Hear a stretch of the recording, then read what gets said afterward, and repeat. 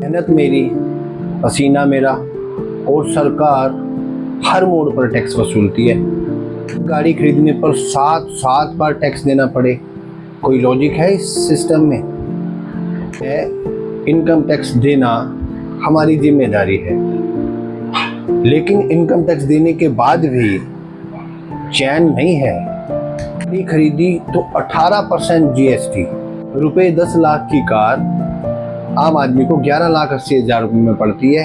1,80,000 रुपये तो टैक्स के रूप में ही चुकाना पड़ जाता है। कार बोलती है ये सब विकास के लिए, मगर जिस सड़क पर गाड़ी चलनी है उस पे गड्ढे इतने कि कहना ही क्या। गाड़ी की कीमत भरने के बाद फिर रोड टैक्स दो, फिर रोड डेवलपमेंट सेस दो। भाई रोड बनाया है या टोल प्लाजा की ईएमआई वसूली जा रही है लोगों से। अब इंश्योरेंस कराओ तो उस पर भी टैक्स। सरकार बोलती है बचाव का साधन है, और उस पे भी वसूली होगी। पेट्रोल जो दुनिया में तो सस्ता हो रहा है, परंतु भारत में अब भी उसके ऊपर टैक्स पर टैक्स, एक्साइज टैक्स अलग, वैट टैक्स अलग। मतलब तेल आपका, जेब हमारी। और इतना ही नहीं, हर 20-30 किलोमीटर के बाद टोल टैक्स की वसूली। जब चलने लगो 20-30 किलोमीटर चलो और आ गया जी टोल टैक्स। पूछो तो सरकार बोलेगी भाई रोड बनाया है, लेकिन भाई सड़क के नाम पर हर 30 किलोमीटर के बाद वसूली। और दोस्तों अब सुनो सबसे बड़ा झटका।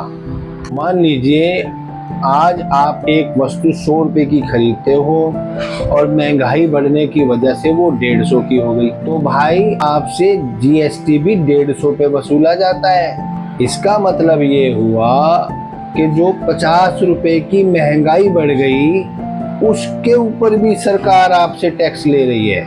महंगाई तो पहले ही जनता के ऊपर एक मार है, उसके ऊपर भी आप टैक्स वसूल रहे हो। आपको महंगाई से लड़ने के लिए चुना गया और आपने लोगों से महंगाई पे ही कमाई शुरू कर दी टैक्स वसूली के नाम पे। सरकार से विनती है भाई, हम मांग कर रहे हैं एक ईमानदार टैक्स सिस्टम की।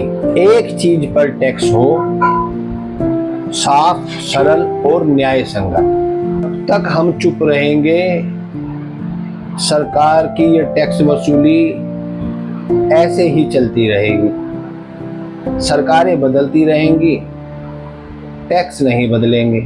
बुलंद आवाज करके बोलो, क्योंकि बदलाव तभी आता है जब आम आदमी खड़ा होता है और अपने अधिकारों के लिए सवाल पूछता है और बोलता है।